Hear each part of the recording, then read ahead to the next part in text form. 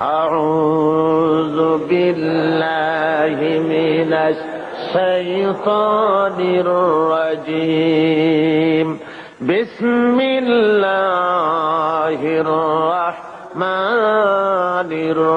الرحيم قل إن كنتم تحبون الله فاتبعوني يحببكم الله ويغفر لكم ذنوبكم والله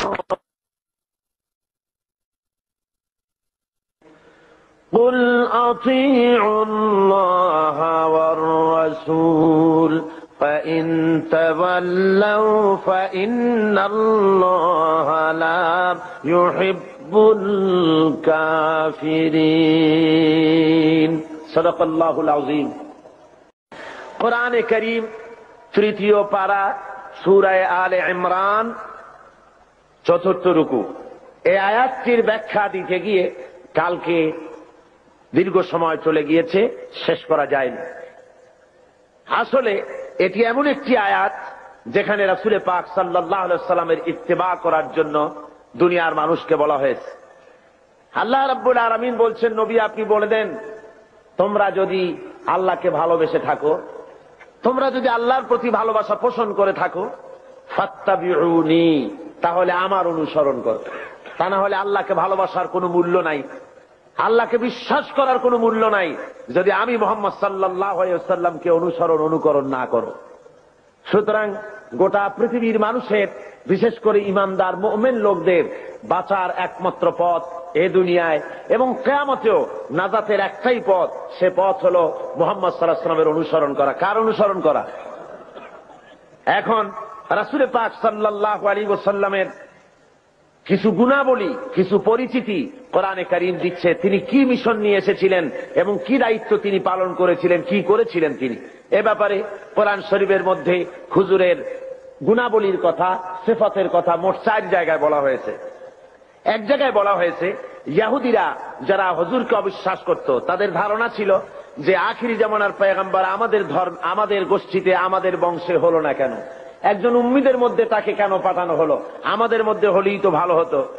এখন এই কথার জবাবে আল্লাহ বলছেন যে আখিরি জামানার পয়গম্বর যিনি, সমস্ত রকমের নবুয়তের সব রকমের লক্ষণ, শর্ত সবকিছু তার মধ্যে থাকা সত্ত্বেও তোমরা বিরোধিতা করছো কি এই কারণে যে তিনি তোমাদের বংশে জন্মগ্রহণ করেনি, তিনি তোমাদের গোত্রে আসেননি, এই কারণেই কি বিরোধিতা করছো? কোরআনে কারীম এটি এভাবে বলছে, هو الذي بعث في الأميين رسولا منهم يتلو عليهم آياته ويزكيهم ويعلمهم الكتاب والحكمة। আল্লাহ রাব্বুল আলামিন বলেন, তিনি সেই আল্লাহ যিনি উম্মীদের ভিতরে তার নবীকে রাসূলকে প্রেরণ করেছেন, মুহাম্মদ সাল্লাল্লাহু আলাইহি ওয়াসাল্লামকে প্রেরণ করেছেন, যিনি তাদেরকে আল্লাহর কিতাব পড়ে শোনাবেন এবং তাদেরকে হিকমত বিজ্ঞান শিক্ষা দিবেন আর তাদের মন মগজকে পরিশুদ্ধ করবেন। এই জন্য আল্লাহ রাব্বুল আলামিন তাকে দুনিয়ায় পাঠিয়েছেন। তার দায়িত্ব ছিল আল্লাহর কিতাব পড়ে শোনাবে। হুজুর সাল্লাল্লাহু আলাইহি ওয়াসাল্লাম তো পড়তে জানতেন না। কোরআন শরীফ যখন নাজিল হতো, হুজুর সাল্লাল্লাহু আলাইহি ওয়াসাল্লাম মুখস্থ করার জন্য খুব তাড়াহুড়ো করতেন, জিহ্বা খুব বারবার নাড়াচাড়া করতেন যাতে করে কোনো আয়াত বাদ না পড়ে যায়। আল্লাহ রাব্বুল আলামিন হুজুরের এই তাকলিফ দেখে আল্লাহ ঘোষণা করলেন, লা তুহাররিক বিহি লিসানাকা লিতাআজালা বিহি। ও নবী, কোরআন শরীফ মুখস্থ করার জন্য এত তাড়াহুড়া করার কোনো প্রয়োজন আপনার নাই, জিহ্বাকে এত নাড়াচাড়া করার কোনো দরকার নাই। জিবরাইল যখন আপনার প্রতি কোরআন অবতীর্ণ করেন, আপনি আমার জিবরাইলের সাথে একবার মাত্র পড়ে নেবেন, আপনার সিনার ভিতরে গোটা কোরআন শরীফ মুখস্থ করায় দেওয়ার মালিক আমি আল্লাহ। আমি মুখস্থ করায় দেব, শুধু মুখস্থই করাবো না, আমি আপনাকে পড়ার ক্ষমতা দিয়ে দেব। আপনি তেলাওয়াত করতে পারবেন, আপনি তেলাওয়াত করে মানুষকে বুঝাতে পারবেন, সে ক্ষমতাও আমি আপনাকে দান করে দিব। এ হলো এক জায়গা। 2 নম্বরে আর এক জায়গায় আল্লাহ রসুলকে বলছেন, মুনাফিক এবং দুর্বল চিত্ত লোক যারা, তাদের এই অনুভূতি দেওয়ার জন্য যে মুহাম্মদ সাল্লাল্লাহু আলাইহি সাল্লামকে আমি তোমাদের মধ্যে পাঠিয়ে দিয়ে তোমাদের প্রতি আমি বিরাট এহসান করেছি, আমি তোমাদের জন্য বিরাট এহসান করেছি যে নবী তোমাদের মধ্যে আমি পাঠিয়েছি। কোরআনে কারীম বলতেছেন এই কথাটি এভাবে, ওয়ালাম লাকাদ মান্নাল্লাহু আলাল মুমিনিনা ইয বা'আসা ফীহিম রাসূলাম মিন আনফুসিহিম ইয়াতলু আলাইহিম আয়াতিহি ويزكيهم ويعلمهم الكتاب والحكمة। আমি আল্লাহ রাব্বুল আলামিন মুমিনদের উপরে যথেষ্ট অনুগ্রহ করেছেন, আল্লাহ মুমিনদের প্রতি যথেষ্ট অনুগ্রহ করেছেন যে তিনি মুমিনদের ভেতরেই আল্লাহ রাব্বুল আলামিন মানুষের মধ্য থেকে একজন পয়গম্বর পাঠিয়েছেন এবং তাকে দিয়ে কিতাব শিক্ষা দিয়েছেন, তাদের ব্রেনকে, তাদের মন মগজকে পরিশুদ্ধ করেছেন এবং তাদেরকে কিতাব এবং হিকমত শিক্ষা দিয়েছেন। তৃতীয় আরেকটি জায়গায় আল্লাহ বলেন, কামা আরসালনা ফীকুম রাসূলাম মিনকুম ইয়াতলু আলাইকুম আয়াতিনা ওয়া ইউযাক্কিহিম ওয়া ইউআল্লিমুকুম মা লাম তাকুনু তা'লামুন। নবীকে পাঠিয়েছি তোমাদের জন্য এই জন্য যে তিনি তোমাদের কিতাব শিখাবেন, তিনি তোমাদের হিকমত দিবেন, তিনি তোমাদের বিজ্ঞান চর্চা করাবেন, তিনি তোমাদেরকে মগজ, তোমাদের ব্রেন পরিশুদ্ধ করবেন এবং তোমাদেরকে সেই কথা জানাবেন যে কথা তোমরা জানো না। অর্থাৎ তোমাদের কাছে সেই জ্ঞান নাই যেই জ্ঞান দিয়ে এই পৃথিবীর বুকে তোমরা শান্তি লাভ করতে পারবে এই ইহকালীন জীবনে এবং পারকালীন জীবনে, ব্যক্তিতে, পরিবারে ও সমাজে কোথাও তোমরা তোমাদের জীবনের পূর্ণাঙ্গ শান্তি পেতে পারবে না যতক্ষণ পর্যন্ত মুহাম্মদ রাসূলুল্লাহ সাল্লাল্লাহু আলাইহি ওয়াসাল্লামের অনুকরণ তোমরা না করো। ভাইরা আমার, সরওয়ারে কায়নাত সাল্লাল্লাহু আলাইহি ওয়াসাল্লাম তিনি তার নিজের জীবনকে মানুষের সামনে তুলে ধরেছিলেন। তার চরিত্র ছিল কোরআনের চরিত্র। মুহাম্মদ সাল্লাল্লাহু আলাইহি ওয়াসাল্লামের চরিত্র কিসের চরিত্র ছিল বলুন? হযরতে আয়েশা সিদ্দিকা রাদিয়াল্লাহু তাআলা আনহার খেদমতে কিছু বহিরাগত সাহাবী এসে জিজ্ঞেস করেছিলেন, মা আয়েশা, আপনি আমাদেরকে বলেন হুজুর সাল্লাল্লাহু আলাইহি ওয়াসাল্লামের চরিত্র কেমন, তার আখলাক সম্পর্কে আমারে কিছু শোনান। হযরত আয়েশা বলেন, ওগো সাহাবীরা, তোমরা কি কোরআন শরীফ পড়ো নাই? ওনারা বললেন, হ্যাঁ কোরআন পড়েছি। হযরত আয়েশা বলেন, মুসলমানেরা, তোমরা যদি কোরআন শরীফ পড়ে থাকো, কোরআন যদি তোমরা পড়তে জেনে থাকো, তাহলে রাসূলের চরিত্র জানার জন্য আমার কাছে কেন এলে? যেটা কোরআন শরীফ তার বাস্তব নমুনা যদি দেখতে চাও তাহলে আল্লাহর নবী মুহাম্মদুর রাসূলুল্লাহর দিকে তাকায়া দেখো। জোরে বলেন সুবহানাল্লাহ। তার মানে হলো যেটা কোরআন শরীফ সেইটাই মুহাম্মদ সাল্লাল্লাহু আলাইহি ওয়াসাল্লাম। কোরআন শরীফ নড়তে পারে না, কোরআন শরীফ হাঁটতে পারে না, কোরআন শরীফ কথা বলতে পারে না, কোরআন শরীফ কাগজের মধ্যে লিপিবদ্ধ একটি কিতাব। কেউ যদি আসল কোরআন দেখতে চায়, কেউ যদি চলমান কোরআন দেখতে চায়, তাহলে সে যেন মুহাম্মদ সাল্লাল্লাহু আলাইহি ওয়াসাল্লামকে দেখে নেয়। আল্লাহর নবীর 23 বছরের জিন্দেগি হলো কোরআনের জিন্দেগি। জোরে বলেন সুবহানাল্লাহ। 30 পারা কোরআন আর নবীর 23 বছরের নবুয়তের জীবন। হুজুর সাল্লাল্লাহু আলাইহি ওয়াসাল্লাম, আল্লাহ রাব্বুল আলামিন তার প্রসঙ্গ উল্লেখ করতে গিয়ে আল্লাহ বলেছেন যে তিনি শুধুমাত্র একজন নবী ছিলেন না, সাথে সাথে নবুয়তের দায়িত্ব তিনি পালন করেছেন এবং তিনি হারাম এবং হালালের বিধান শুধু কোরআন শরীফেই করা হয়নি, মুহাম্মদ সাল্লাল্লাহু আলাইহি ওয়াসাল্লামকেও পাওয়ার দেওয়া হয়েছে হালাল এবং হারামের বিধান তিনিও নির্ধারণ করার ক্ষমতা আল্লাহ তাকেও দিয়েছেন। কোরআন শরীফ বলতেছে, ইয়ামুরুহুম বিল মারুফি ওয়া ইয়ানহাহুম আনিল মুনকার ওয়া ইউহিল্লু লাহুমুত তাইয়্যিবাতি ওয়া ইউহাররিমু আলাইহিমুল খাবাইস। আল্লাহ রাব্বুল আলামিন বলেন তিনি মানুষকে ভালো কাজের জন্য আদেশ দেন আর মন্দ কাজ থেকে ফিরায় রাখেন, আর হালাল এবং হারাম জিনিসগুলি তিনি বেছে দেন, নির্ধারণ করে দেন। সুতরাং কোরআন শরীফের মধ্যে হালাল হারামের বিধান আল্লাহ যা দিয়েছেন এখানেই শেষ নয়, মুহাম্মদ সাল্লাল্লাহু আলাইহি ওয়াসাল্লামকেও আল্লাহ রাব্বুল আলামিন লেজিসলেটিভ পাওয়ার তাকেও দান করেছেন। অর্থাৎ আইন তৈরি করার তিনি শারে ছিলেন, শরীয়ত প্রণয়নকারীও ছিলেন। জোরে বলেন সুবহানাল্লাহ। বিরাট ক্ষমতা আল্লাহ তাকে দান করে দিয়েছিলেন। মুহাম্মদ আল্লাহর কথা মানা যেমন ফরজ, মুহাম্মদ সাল্লাল্লাহু আলাইহি ওয়াসাল্লামের কথা মানা সুন্নত না নফল? বলেন বলেন তো কি? আপনারা তাহলে নিশ্চয়ই বুঝতে পেরেছেন। মুহাম্মদ সাল্লাল্লাহু আলাইহি ওয়াসাল্লামের কথা মানা শুধু নফল নয়, সুন্নত শুধু নয়, বরং আরো বেশি। আল্লাহর কথা মানা যেমন ফরজ, মুহাম্মদ সাল্লাল্লাহু আলাইহি ওয়াসাল্লামের কথা মানা তেমন ফরজ। কেমন করে হলো তা? হয়েছে এইভাবে, আল্লাহ রাব্বুল আলামিন তিনি ঘোষণা করেছেন, ওয়ামা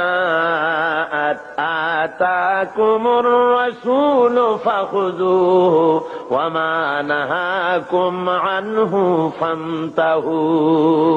তোমাদের রাসূল তোমাদের জন্য যা আনয়ন করেছেন, তিনি যা তোমাদেরকে দিয়েছেন তা তোমরা গ্রহণ করো, আর যা নিষেধ করেছেন তার থেকে তোমরা ফিরে থাকো।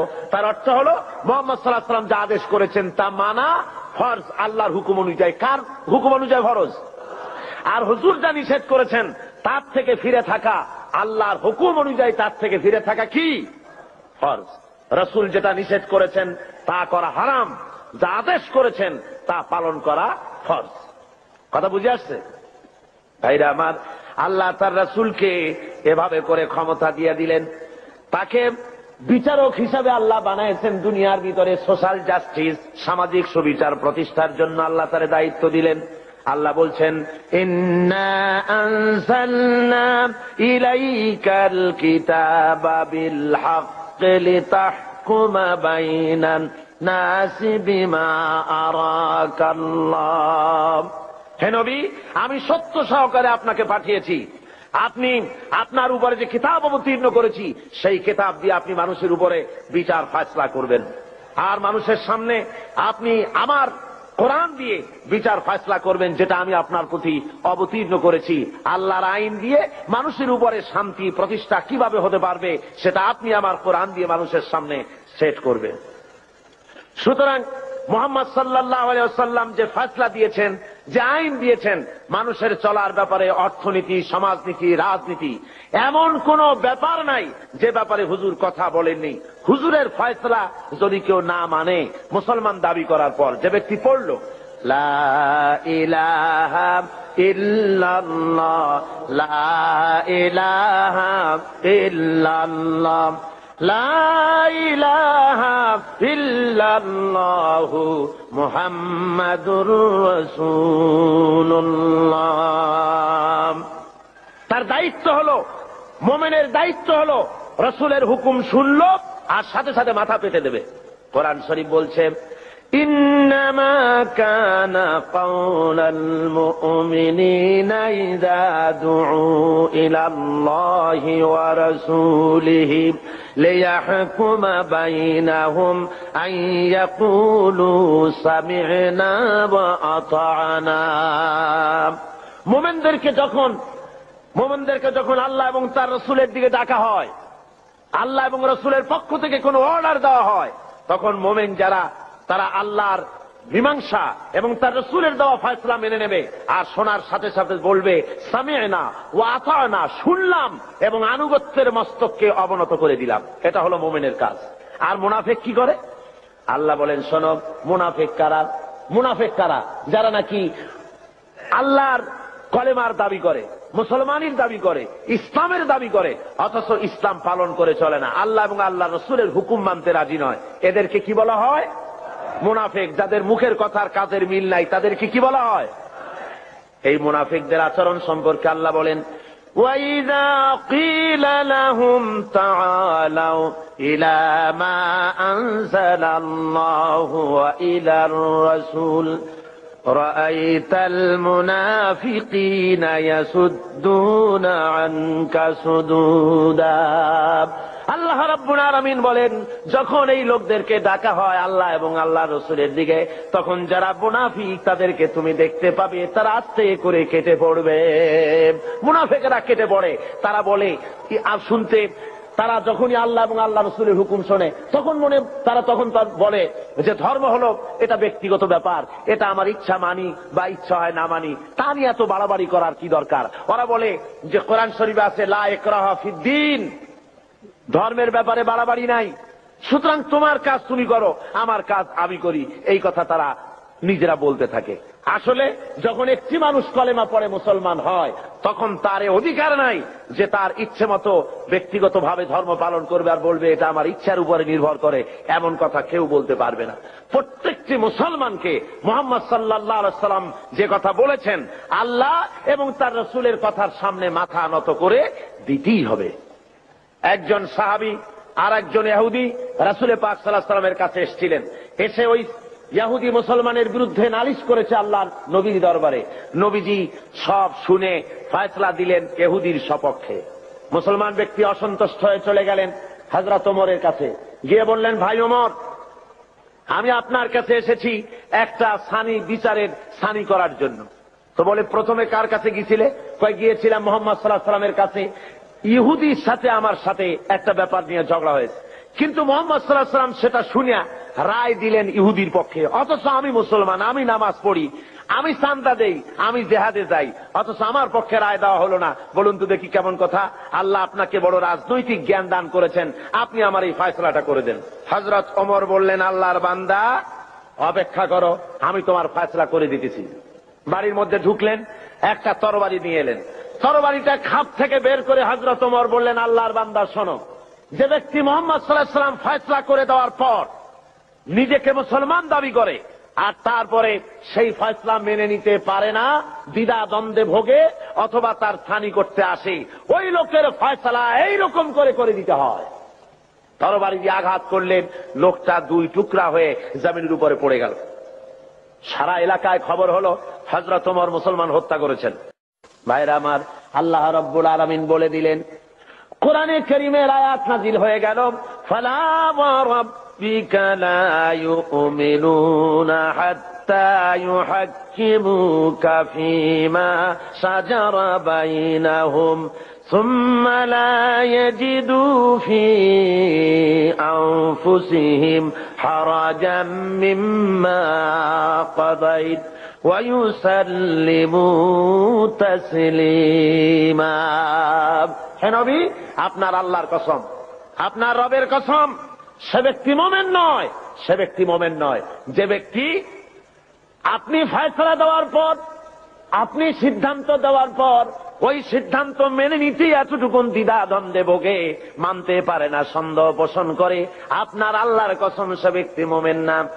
আল্লাহ রাব্বুল আলামিন জানিয়ে দিলেন, নবী গো, আপনি বলে দেন হযরত ওমর কোন মুসলমান হত্যা করেনি, হযরত ওমর যাকে হত্যা করেছে সে হলো মুনাফিক। আল্লাহ সেই বিচারে খুশি হয়ে গেছেন। কলেমা পড়ার পর, মুসলমান দাবি করার পর আল্লাহর দেওয়া অর্থনীতি, সমাজনীতি, রাজনীতি যারা মানতে রাজি না, ওদেরকে এই জমিনে বসবাস করার কোন অধিকার আল্লাহ দিতে চান না। অর্থাৎ মুনাফিক হওয়া চলবে না। দুটো পথ আছে, হয় কাফের হও, না হয় মুমিন হও, মাঝখানে থাকতে পারবে না, মুনাফিক হতে পারবে না। দুই পথের যে পথে খুশি সে পথে চলে যাও। হয় ইসলামকে বাদ দাও, ইসলাম পছন্দ হয় না, আল্লাহ পছন্দ হয় না, রাসূল পছন্দ হয় না, চলে যাও, বেরিয়ে যাও। আছে না এমন? আছে না লোকজন, ইসলাম ভালো লাগে না, ইসলাম পছন্দ হয় না, আবার তারা বলে, কয় যে জনগণের কোমল হৃদয়, তাদেরকে, তাদের কোমল ভাব অনুভূতিকে ধর্মের নামে রাজনীতি করে ব্যবহার করা হয়। জনগণের হৃদয় তো কোমল থাকবেই, কোমল হওয়া স্বাভাবিক, নরম হওয়া স্বাভাবিক, যেহেতু জনগণ হলো ইমানদার, দিনদার। আর যারাই কথা বলে তারা জেনাকার, মদখোর, বদমাশ, কলিজা কঠিন, তাই কোরআনের আওয়াজ তাদের কলিজায় পৌঁছায় না। ভাইরা আমার, সুতরাং আল্লাহ রাব্বুল আলামিন এই লোকগুলি আল্লাহ সম্পর্কে তাদের কথা হলো যে আল্লাহর আইন, এমনি মুসলমান তারা দাবি করবে, কিন্তু কোরআন মানতে রাজি না। কোরআন আল্লাহর কিতাব মানবে, কিন্তু কোরআনের আইন মানতে রাজি না, রাসূলের কথা মানতে রাজি না। আল্লাহ রাসূলকে ছেড়ে দিয়ে কার্ল মার্কসের গোলাম হবে, মুহাম্মদ সাল্লাল্লাহু আলাইহি ওয়াসাল্লামকে বাদ দিয়ে লেনিনের গোলাম হবে, পছন্দ হয়, কিন্তু রাসূলের গোলামি পছন্দ হয় না। যদি তাই হয় অবস্থা, তাহলে আল্লাহ নোটিশ দিয়েছেন। কি দিয়েছেন বলুন? কি দিয়েছেন? আল্লাহ রাব্বুল আলামিন বলেন, ইয়া মাশারাল জিন্নি ওয়াল ইনস হে মানুষেরা আর হে জেনেরা, ইন ইসতাতা'তুম আন তানফুযু মিন আকতারিস সামাওয়াতি ওয়াল আরদ ফানফুযু লা তানফুযুনা ইল্লা বিসুলতান। আমার ইসলাম যদি ভালো না লাগে, আমার কোরআন যদি পছন্দ না হয়, আমার নবী যদি ভালো না লাগে, বেরিয়ে যা আমার আকাশের নিচের থেকে, আমার জমিনের উপর থেকে বেরিয়ে যা, চলে যা। ইসলাম ভালো লাগে না, রাসূল ভালো লাগে না, কোরআন ভালো লাগে না, বেরিয়ে যা।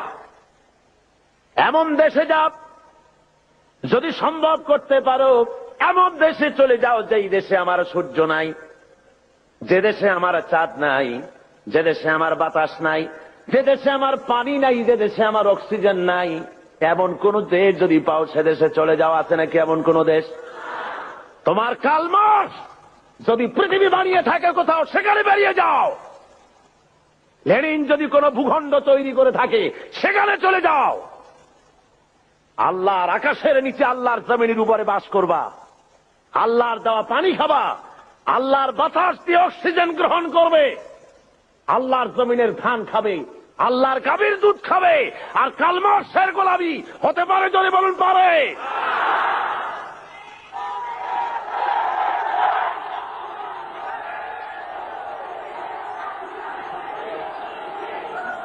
ভাইরা আমার,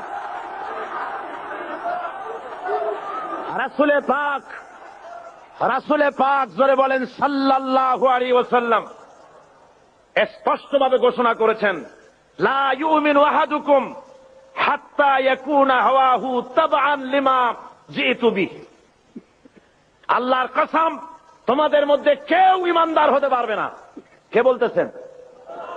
আল্লাহ রাসূল বলছেন, তোমাদের ভিতরে কেউ ঈমানদার হতে পারবে না ততক্ষণ পর্যন্ত, যতক্ষণ পর্যন্ত তারা নিজেদের প্রবৃত্তি কর্তৃক পরিচালিত হতে থাকবে এবং আমি যে জিনিস নিয়ে এসেছি তার অনুসরণকারী না হবে, ততক্ষণ পর্যন্ত মুমিন হতে পারবে না। আমি যা এনেছি আল্লাহর কাছে থেকে সেটা অনুসরণ করা লাগবে। আমি যে অর্থনীতি দিয়েছি, রাসূল যে অর্থনীতি দিয়েছেন, রাসূল যে সমাজনীতি দিয়েছেন, রাসূল যে রাষ্ট্রনীতি দিয়েছেন, রাসূল যে পথ দেখিয়েছেন, এই পথ যদি না মানে, রাসূল বলেছেন কখনো মুমিন হতে পারবে না। কে বলেছেন? আল্লাহর নবী বলেছেন। সুতরাং মুমিন মুসলমান যারা, তাদেরকে আল্লাহর দেওয়া এই বিধান অনুযায়ী আল্লাহর রাসূলের আনুগত্যের সামনে মাথা নত করে দিতে হবে। কি জন্য দিতে হবে? আল্লাহর হুকুম অনুযায়ী। আল্লাহ রাব্বুল আলামিন বলেন, ওয়া মা আরসালনা মির রাসূলিন ইল্লা লিয়ুতাআ বিইذনিল্লাহ। আমি যে রাসূলই পাঠিয়েছি তাকে আনুগত্য করার জন্যই পাঠিয়েছি, আর তা আল্লাহর হুকুমে। নবীর আনুগত্য করতে হবে, এটা কার হুকুম? বলুন জোরে, কার হুকুম? নবীর আনুগত্য করতে হবে আল্লাহর হুকুমে। আল্লাহ রাব্বুল আলামিন বলছেন, মান ইউতি'র রাসূলা ফাকাদ আতা আল্লাহ। যে ব্যক্তি রাসূলের আনুগত্য করলো সে আল্লাহর আনুগত্য করলো। যে রাসূলের আনুগত্য করলো সে কার আনুগত্য করলো? আল্লাহ রাব্বুল আলামিনের। সুতরাং প্রত্যেকটি মুসলমানকে তার ব্যক্তি, পরিবার, সমাজ ও রাষ্ট্রে, জীবনের সকল দিক ও বিভাগে একমাত্র তাকে আইন মেনে চলতে হবে। কার? আল্লাহ এবং তার রাসূলে পাক সাল্লাল্লাহু আলাইহি ওয়াসাল্লামের পথ তাকে অনুসরণ করে চলতে হবে। এই জন্য আল্লাহ বলছেন, আতিউল্লাহ ওয়া আতিউর রাসূল। তোমরা আল্লাহর, কুল আতিউল্লাহ ওয়ার রাসূল, আল্লাহ এবং রাসূলের আনুগত্য করো। তোমার জীবনের মুক্তি এই পথে। এই পথ ছাড়া তোমার জীবনের আর কোনো মুক্তি হতে পারে না। আজকে মানুষের জন্য অর্থনৈতিক মুক্তি, লোকেরা মনে করে ইসলাম হলো একটি ধর্ম মাত্র। ইসলাম কি? শুধুমাত্র একটি ধর্ম। এই কথা ছড়ানো হচ্ছে তথাকথিত প্রগতবাদী, নাস্তিক্যবাদীর ধ্বজাধারীরা।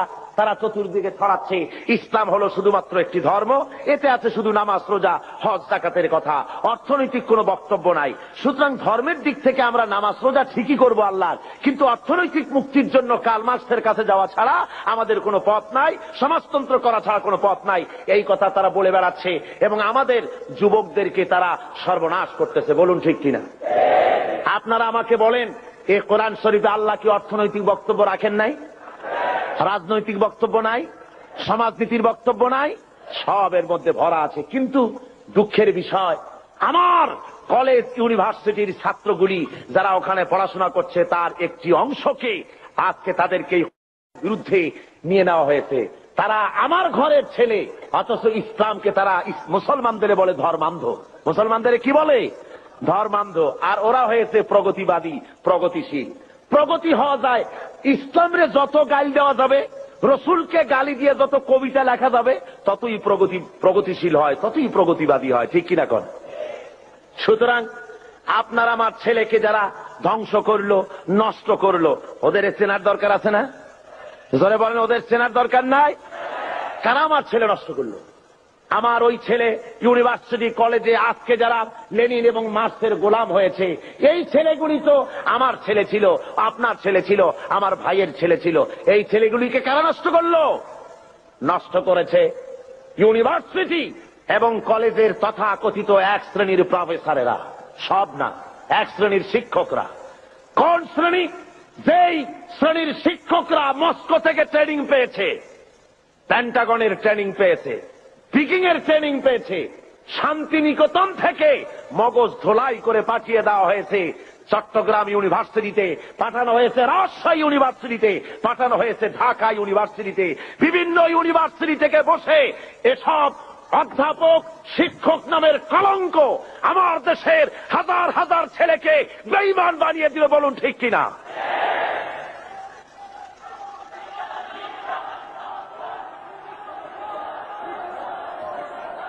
ভাইয়ের আমার, আজকে আমাদেরকে বুঝতে হবে, ওই ইউনিভার্সিটিগুলিতে যদি কোরআনে কারীম পড়ানো হতো, যদি রাসূলের হাদিস পড়ানো হতো, রাসূলের অর্থনীতি যদি পড়ানো হতো, ছেলেগুলি খারাপ হতো না, সব মুহাম্মদ সাল্লাল্লাহু আলাইহি ওয়াসাল্লামের অনুসারী হয়ে যেত। ঠিক কিনা বলেন? আল্লাহ রাব্বুল আলামিন কোরআনে কারীমের মধ্যে অর্থনীতি দিয়ে ভরপুর করে দিয়েছেন। সমস্ত কথা বলেছেন, শ্রমিকের ব্যাপারে কথা বলেছেন, কৃষকদের ব্যাপারে কথা বলেছেন। পুঁজিবাদকে ইসলাম আশ্রয় দেয়নি, বরং অর্থনৈতিক একটি সামাজিক সুবিচার, একটি সুষম বন্টন নীতির কথা আল্লাহ রাব্বুল আলামিন বলেছেন। এই পৃথিবীর সমস্ত সম্পদের আসল মালিক কে? জোরে বলুন কে? লিল্লাহি মা ফিস সামাওয়াতি ওয়া মা ফিল আরদ। পড়েন সবাই আমার সাথে, লিল্লাহি মা ফিস সামাওয়াতি ওয়া মা ফিল আরদ। আসমান আর জমিনের সবকিছুর একচ্ছত্র মালিকানা হলো আল্লাহর। কিন্তু আল্লাহ রাব্বুল আলামিন ওই মালিক আল্লাহর সম্পদ থেকে কাউকে কাউকে এর মালিক, এর কিছু সময়ের জন্য রক্ষক বানায় দেন, কিছু সময়ের জন্য আমানতদার বানায় দেন। যার কাছে যতটুকু জমি আছে, টাকা আছে, সম্পদ আছে, এগুলি তার কাছে আমানত মাত্র। আল্লাহ কোরআনে কারীমের মধ্যে বলেন, ওয়ানফিকু মিম্মা জাআলাকুম মুস্তাখলাফিনা ফি। আল্লাহ যে সব ধন সম্পদ তোমাদেরকে দান করেছেন, এর প্রতিনিধি বানায়ছেন, তোমরা তার থেকে আল্লাহর রাস্তায় খরচ করো। এর দ্বারা বোঝানো হচ্ছে ধন সম্পদের আসল মালিক আল্লাহ, তোমার কাছে কিছুদিনের জন্য আমানত রাখা হয়েছে। আর ওই ধনীদেরকে বলা হয়েছে, ওয়াল্লাযীনা ফি আমওয়ালিহিম হাক্কুম মা'লুমুন লিস-সাইলি ওয়াল মাহরুম। ধনীদের সম্পদের মধ্যে গরিবদের অধিকার আছে। আল্লাহ রাব্বুল আলামিন বলছেন ধনীদেরকে যে গরিবরা তোমার করুণার পাত্র নয়, বরং তোমাদের সম্পদে আছে তাদের অধিকার, সে অধিকার তোমরা আদায় করে দাও। এবারে আল্লাহ রাব্বুল আলামিন এভাবে করে কোরআনের মধ্যে বারবার এই কথা বলেছেন, ওয়ানফিকু মিম্মা রাযাকনাকুম, আমি তোমাদেরকে যে রিজিক দান করেছি তার থেকে তোমরা খরচ করো গরিব জনসাধারণের জন্য। প্রশ্ন উঠলো, হে রাসূল কি খরচ করব?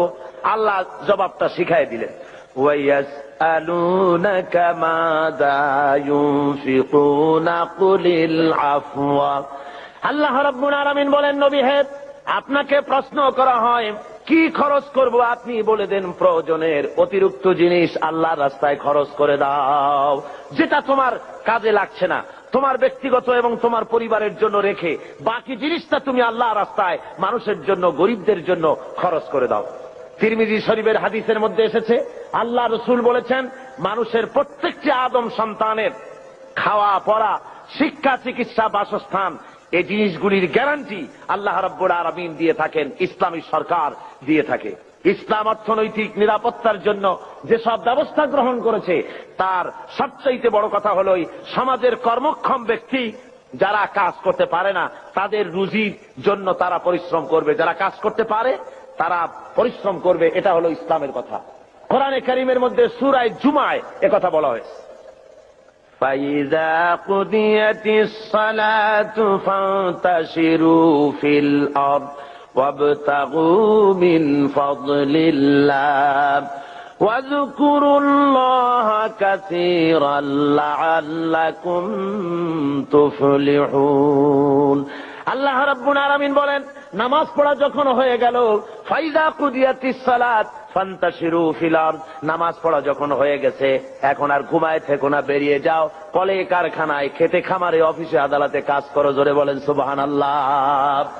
ইসলাম কাজের ট্রেনিং দেয়, বসে থেকো না, নামাজ পড়া হয়েছে, বেরিয়ে যাও। হাদিস শরীফে এসেছে, ইযা সাল্লাইতুমুল ফাজরা ফালা তানুমু আন তালবি আরযাকিকুম, যখন ফজরের নামাজ পড়া হয়ে গেল ঘুমায়ও না, ফালা তানুমু, ঘুমায়ও না, বেরিয়ে যাও, কল কারখানা, খেতে খামারে, অফিসে আদালতে উৎপাদন বাড়াও, কাজ করো, নিজের জন্য পরিশ্রম করো, অন্যের জন্য পরিশ্রম করো।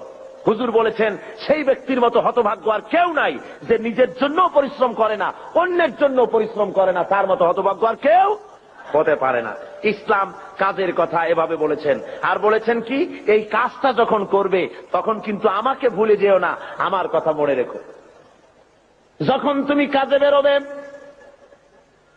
আমার ফাইদা কুদিয়াতিস সালাত ফান্তাশিরু ফিল আরদ ওয়াবতাগু মিন ফাদলিল্লাহ ওয়াজকুরুল্লাহা কাসীরান লাআল্লাকুম তুফলিহুন, যখন তোমরা রুজি তালাশের জন্য বেরোবে তখন আমার জিকির বেশি বেশি করে করবে। কার জিকির?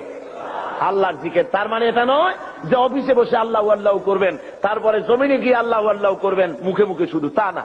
জিকির মানে স্মরণ। জিকির মানে কি? এর মানে হলো আপনি যখন অফিসে বসবেন, আল্লাহ বলেন এটা তোমার রুজি কামাইয়ের জায়গা, অফিসে বসে যতক্ষণ থাকবে তখন আমাকে স্মরণ করবে। আমি যদি তোমার স্মরণে থাকি তাহলে বাম হাতের ইনকাম করা সম্ভব হবে না। কথা বোঝেন? বাম হাতের ইনকাম এটা আছে নাকি? চিটাগঙ্গে নাই বোধহয়, আছে। ঘুষের টাকা, অবশ্য বাংলাদেশে ঘুষ নাই, বাংলাদেশে ঘুষের প্রচলন আছে নাকি? না না, বাংলাদেশে ঘুষ গেছে বকশিশ হইয়া, কয় যে আমার বকশিশ দিতে। হযরতে ওমর ফারুক রাদিয়াল্লাহু তাআলা আনহুর জামানায় যাকাত কালেক্টররা যাকাতের টাকা নিয়ে এসেছে, এসে বলছে, হে আমিরুল মুমিনিন, এই নিন, এই টোপলাটা হলো যাকাতে। আচ্ছা ওইটা কি? ওই যে ছোট টোপলাটা? ওইটা হলো আমার হাদিয়া, লোকেরা আমাকে দিয়েছে। হযরত ওমর বলছেন ওটাও জমা দাও। এটা তো আমাদের লোকেরা হাদিয়া দিয়েছে। যাও না, জমা দাও, এরপরে আমি তোমার চাকরি বাদ দিয়ে দিলাম, এখন যাও দেখি তোমার কেটে হাদিয়া দেয়। তার মানে ওইটা দিয়েছে তোমার চাকরির জন্য। সুতরাং ঘুষ খাওয়া হলো হারাম। ঘুষ খাওয়া কি? হারাম। আল্লাহ রাব্বুল আলামিন বলেন, যখন তুমি কল কারখানায়, খেতে খামারে, অফিসে যখন বসবে আমার জিকির বেশি করে করবে, আমাকে স্মরণে রাখবে, তাহলে কোন ক্রমে তুমি ঘুষ তোমার বাম হাতের ইনকাম করতে পারবে না। আমার ভয় অন্তঃকরণে তোমার আসবে। এখন যে গভর্নমেন্ট ক্ষমতায় আছেন, এই গভর্নমেন্ট প্রথমে যখন ক্ষমতায় আসেন, এসেই তারা আসবার আগেই ঘোষণা করেছিলেন যে দুর্নীতির বিরুদ্ধে আমরা জিহাদ ঘোষণা করেছি, দুর্নীতির বিরুদ্ধে। এই ঘোষণার পর তারা ক্ষমতা এলেন। এর কদিন পরেই আমার মাহফিল ছিল বাইতুল মোকাররমে, তো ঘোষক সেখানে উপস্থিত, বোঝেন তো কে? তো আমি সেখানে বললাম মোনাজাতের মধ্যে যে আল্লাহ, যারা আজকে দুর্নীতির বিরুদ্ধে জিহাদ ঘোষণা করে ময়দানে এলেন, এরাই যেন কিয়ামতের দিন দুর্নীতির দায়ে আসামি হয়ে তোমার কাঠগড়ায় না দাঁড়ায়। আবার আজকে দেখা গেল সমাজের অবস্থা, যারা দুর্নীতির বিরুদ্ধে জিহাদ ঘোষণা করে এলেন, দুর্নীতি মনে হয় কোন সমাজের এমন কোন একটি রন্ধ্র নাই যেখানে দুর্নীতি আজ না ঢুকেছে। কি কোন ঠিক কিনা? সমাজের পরতে পরতে, সর্বস্তরে, রন্ধ্রে রন্ধ্রে ঘুষ, অনাচার, ব্যভিচার ঢুকে গিয়েছে। এই জন্য আল্লাহ বলছেন, আমি যদি স্মরণে থাকি তাহলে এই অন্যায় অবিচার করা তোমার পক্ষে সম্ভব হবে না। আল্লাহ রাব্বুল আলামিন এরপরে যারা কাজ করতে পারেন তাদের কি যারা কাজ করতে পারে না, উপার্জনে অক্ষম যারা, তাদের জন্য আল্লাহ রাব্বুল আলামিনের রাসূল পাক সাল্লাল্লাহু আলাইহি ওয়াসাল্লাম বলেছেন যে যারা কাজ করতে পারে, তারা কর্ম কাজে যারা শক্তি নাই, তাদের প্রয়োজন তারা মিটিয়ে দেবে।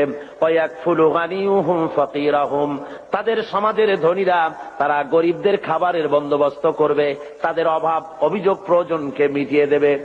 আল্লাহ রাব্বুল আলামিনের নবী বলেন সেই ব্যক্তি মুমিন নয়, সেই ব্যক্তি মুমিন নয়। তিনবার বললেন। সাহাবায়ে কেরাম জিজ্ঞেস করলেন, ইয়া রাসূলুল্লাহ, কোন ব্যক্তি মুমিন নয়? হুজুর বলেন যে ব্যক্তি পেট পুরে আহার করার পর ঘুমায় গেল, এই কথা জানার পরে যে তার প্রতিবেশী না খেয়ে আছে, এই কথা জানার পরে যে ঘুমায় গেল। আল্লাহ নবী বলেন সে যত নামাজি আর যাই কিছু হোক না কেন, আল্লাহর কাছে সে মুমিন বলে চিহ্নিত হতে পারবে না। এর চাইতে উন্নত মানের কথা এই পৃথিবীতে আর কেউ বলতে পেরেছে? বলুন, কি বলেন? আর কেউ বলতে পেরেছে? আর কেউ বলতে পারেনি। রাসূল পাক সাল্লাল্লাহু আলাইহি ওয়াসাল্লাম বলেছেন, আইয়ু রাজুলিন মাতা জিয়ান বাইনা আগনিয়া ফাকাদ বারিয়াত মিনহুম জিম্মাতুল্লাহি ওয়া রাসূলি। আল্লাহর নবী বলেন, কোন ধনাঢ্য এলাকার ভিতরে কোন গরিব মানুষ যদি মারা যায়, কোন মানুষ যদি না খেয়ে মারা যায় কোন ধনাঢ্য এলাকার ভিতরে, তাহলে ওই এলাকার ধনী ব্যক্তিদের সঙ্গে আল্লাহর সাথে এবং তার রাসূলের সাথে কোনো সম্পর্ক থাকবে না, সমস্ত সম্পর্ক বিচ্ছিন্ন হয়ে যাবে। জোরে বলেন নাউযুবিল্লাহ। কোন ধনীদের এলাকায় যদি গরিব না খাইয়া মরে যায়, তাহলে ওই এলাকার ধনীদের সাথে আল্লাহর কোনো সম্পর্ক বাকি থাকবে না। রাসূল পাক সাল্লাল্লাহু আলাইহি ওয়াসাল্লাম একথা স্পষ্ট করে বলেছেন। তাই তো আমরা দেখেছি মুহাম্মদ সাল্লাল্লাহু আলাইহি ওয়াসাল্লাম যখন ক্ষমতায় ছিলেন, হুজুর বলেছেন, অর্থাৎ রাষ্ট্রীয় ক্ষমতায়, হুজুর বলেছেন খায়রুল কুরুনে কারনি, সর্বশ্রেষ্ঠ যুগ হলো আমার যুগ। জোরে কোন সুবহানাল্লাহ। মানুষ দরজা খুলে ঘুমাবার সুযোগ পেয়েছে, না খেয়ে কেউ মরে নাই। আজকে তো লোকেরা মঞ্চের উপরে দাঁড়ায়, ইলেকশন আসলে পরে কত কায়দার লম্বা জামা গায়ে দেয়, দেখেন না? খদ্দরের জামা একেবারে আমাদের চাইতেও লম্বা জামা, দুই কোনাটা খুব বেশি করে লম্বা, কানাটা ফাড়া।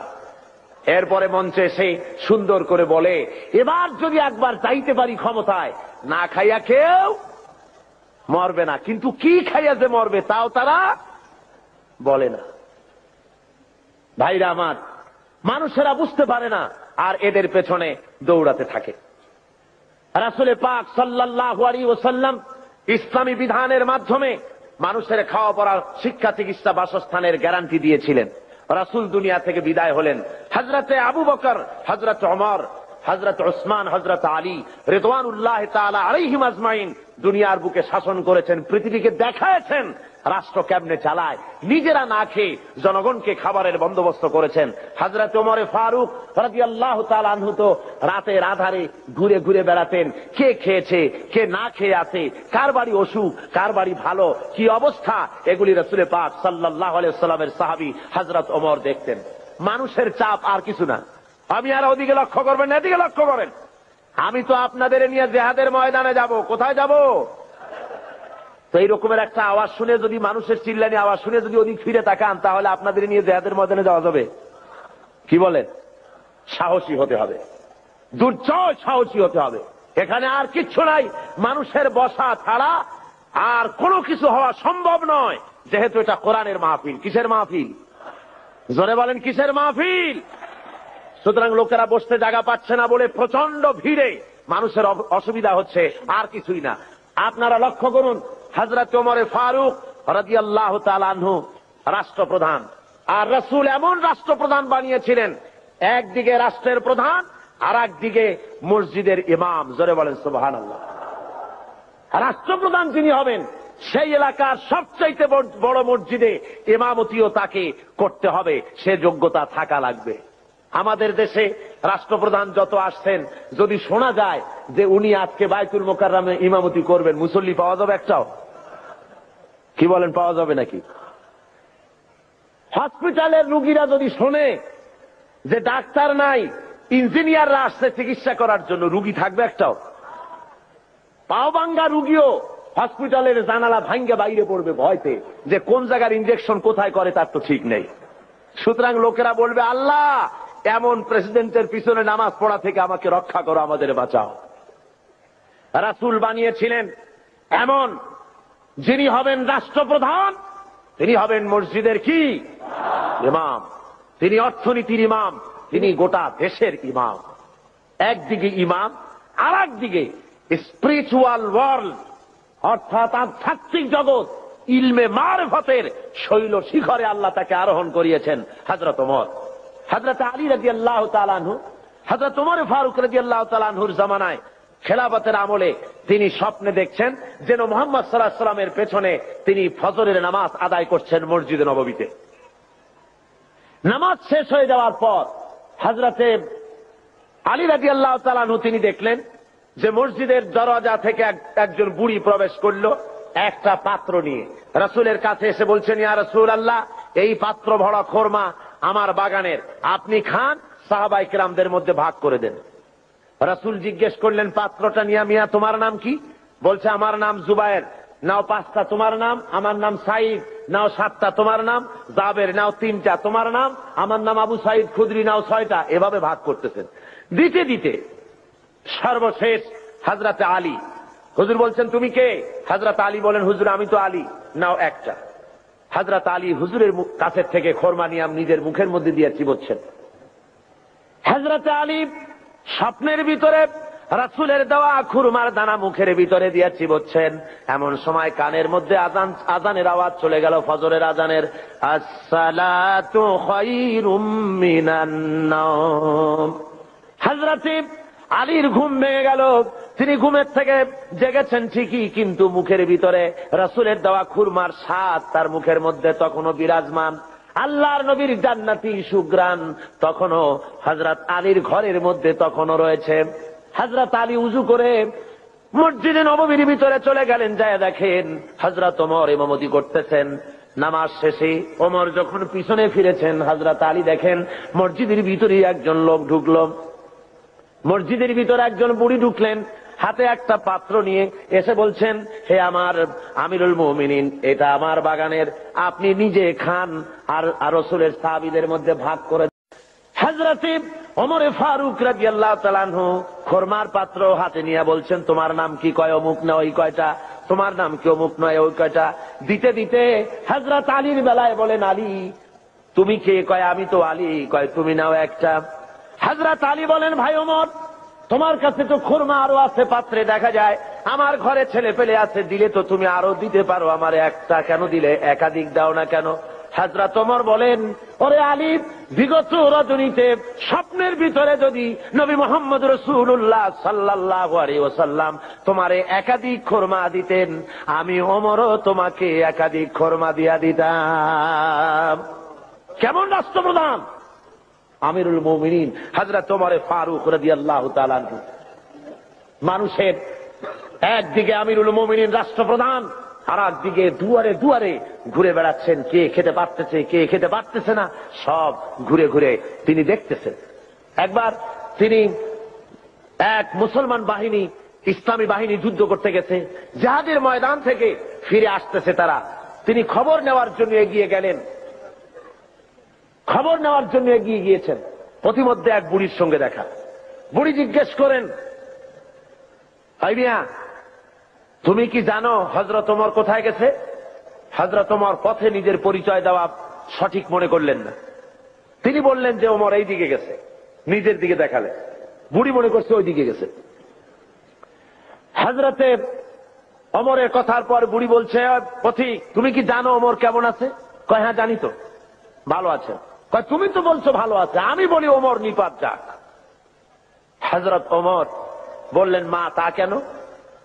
কয় যে আমি আজকে 3-4 দিন পর্যন্ত বাইরের থেকে এসেছি, আমি মদিনার লোক না, তো আমি এখানে আছি, খলিফার কাছেও যেতে পারি না, আর আমিও আমার খাবার ঠিক মতো পাই না। সেই জন্য অসন্তুষ্ট হয়েছি যে তিনি বলেছেন ফোরাতের কূলে যদি একটি ছাগল একটি কুত্তাও যদি মারা যায় না খাইয়া, আমি ওমর দায়ী হব। তা আমি তো মানুষ, আমি তো খাবার পেলাম না, সেই জন্য আমি অসন্তুষ্ট হয়েছি। তারপরে হযরত ওমর বলছেন, বুড়িমা তুমি ওমরের উপরে খুব নারাজ হয়েছে দেখা যায়। তো হযরত ওমর তো খুব ব্যস্ত, যুদ্ধ চলতেছে বাইরে, আর সমস্ত জিনিস নিয়ে তিনি খুব ব্যতিব্যস্ত আছেন, তা তুমি কি হলে ওমরের প্রতি খুশি হও? বুড়ি বলছে, তোমাকে তো খুব ওমর ভক্ত লোক বলে মনে হয়, তা দাও তো দেখি আমাকে এতগুলো দিনার, তাহলে আমি খুশি হই। হযরত ওমর পকেটে হাত দিয়েছেন সে পয়সাগুলি বের করার জন্য। এমন সময় যে এলাকায় মুসলমানেরা যুদ্ধ করতে গিয়েছিলেন সেই এলাকা থেকে তারা ফিরে এসে প্রতিমধ্যে হযরত ওমরকে দেখে বলছেন, আমিরুল মুমিনিন খলিফাতুল মুসলিমিন, আল্লাহর শুকর যে আল্লাহ আমাদেরকে জয়ী করেছেন।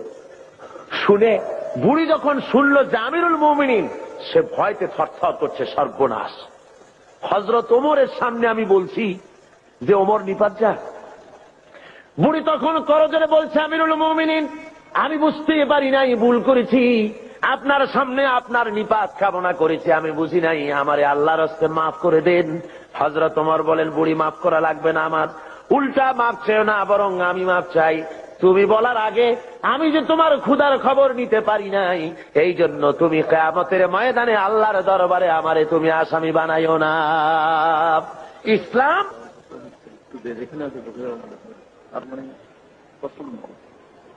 বন্ধুগণ, মানুষের প্রচন্ড ভিড়ে মানুষ মারা যাওয়ার উপক্রম হচ্ছে কোন কোন আশেপাশে।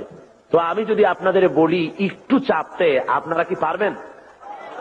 আমিও জানি আপনারা পারবেন, কিন্তু দাঁড়াবেন না, কেউ দাঁড়াবেন না, দাঁড়াবার কোনো পারমিশন নাই, বেয়াদবি করবেন না। বসা অবস্থায় একটু এগোন তো, বসা অবস্থায় চতুর্দিক থেকে কেউ কোনো মুসলমান দাঁড়াবে না। বসা অবস্থায় একটু চেপে আসেন আর একটু মহব্বতের সাথে জিকির করেন, লা ইলাহা ইল্লাল্লাহ, খুব জোরে করেন, লা ইলাহা ইল্লাল্লাহ,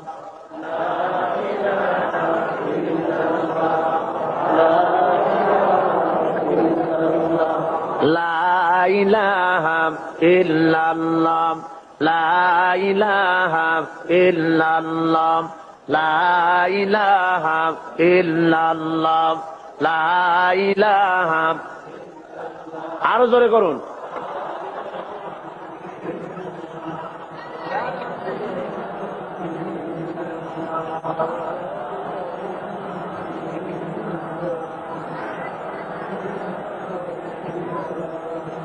লা ইলাহা ইল্লাল্লাহ, লা ইলাহা,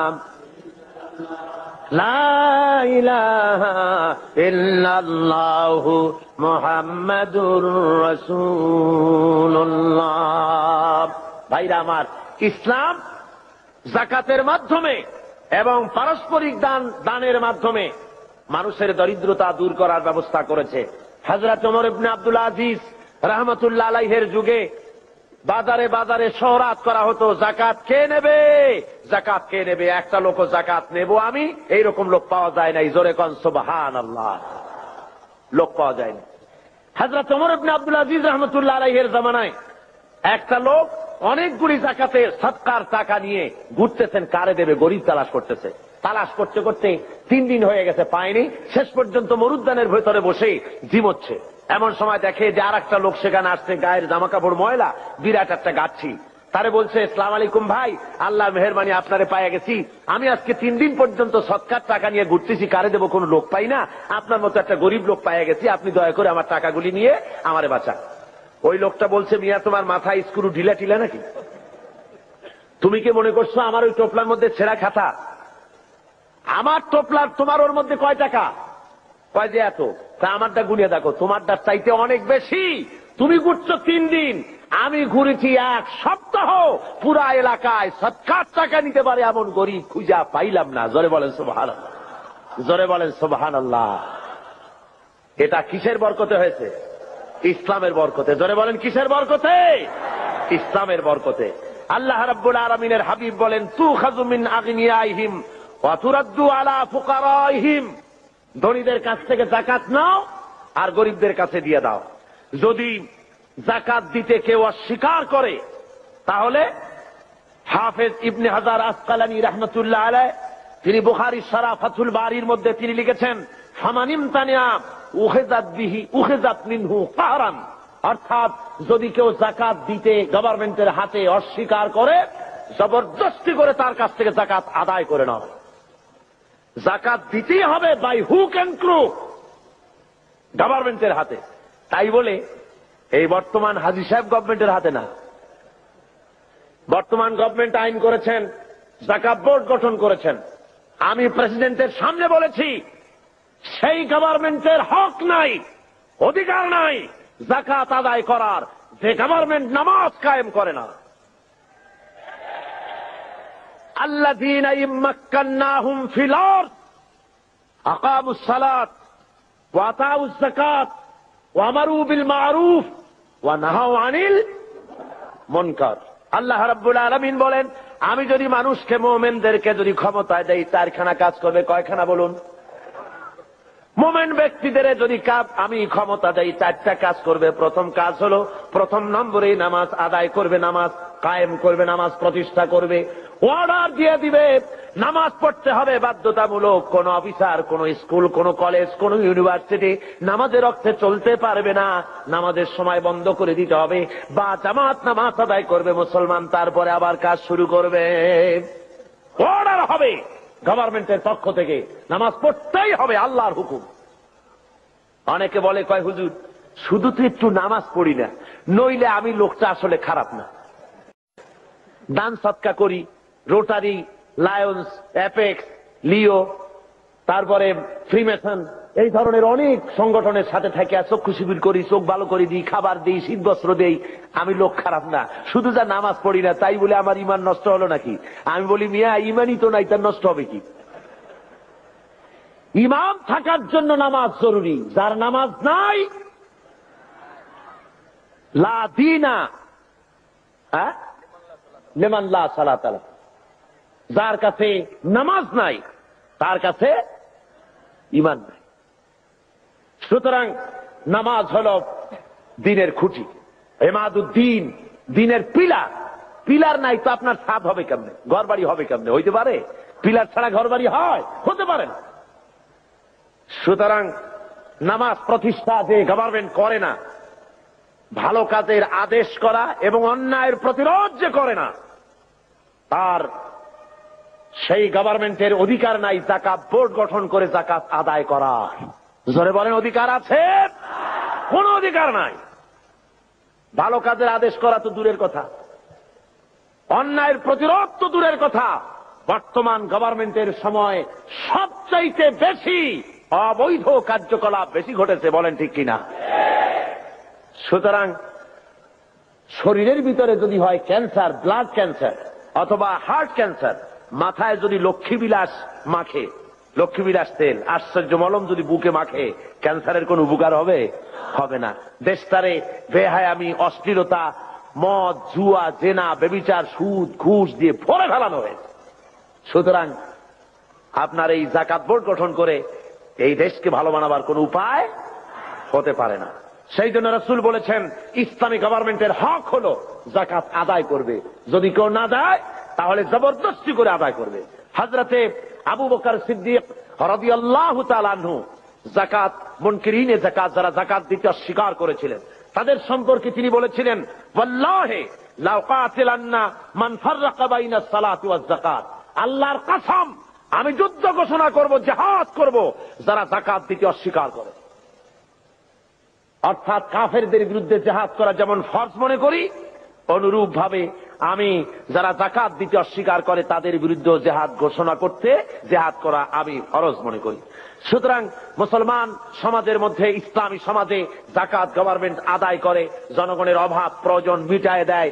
কেউ 10 তলায় বাস করবে আর কেউ গাছতলায় থাকবে, এই সিস্টেম ইসলামের কাছে নাই।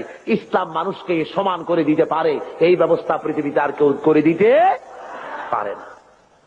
রাসূল পাক সাল্লাল্লাহু আলাইহি ওয়াসাল্লাম বলেছেন, তিনি আজকে যেমন পৃথিবীতে ব্যাংক আছে, এরকম একটি ব্যাংক উদ্বোধন করেছিলেন আল্লাহর নবী। আজকের ব্যাংকগুলি তো সুদভিত্তিক ব্যাংক, আর হুজুর যে ব্যাংক উদ্বোধন করেছিলেন সে ব্যাংকের নাম ছিল বাইতুল মাল। কি নাম ছিল? বাইতুল মাল নামক ব্যাংক উদ্বোধন করতে গিয়ে আল্লাহর নবী বলেছিলেন, মান তারাকা দায়নান আও দিয়ান ফালাইয়া। আল্লাহর নবী বলেন, যদি কোন ঋণগ্রস্ত ব্যক্তি ঋণ পরিশোধ না করে যদি মারা যায়, তাহলে আমি মুহাম্মদ সাল্লাল্লাহু আলাইহি ওয়াসাল্লাম তার পূর্ণ ঋণের ভার নিয়ে নিলাম।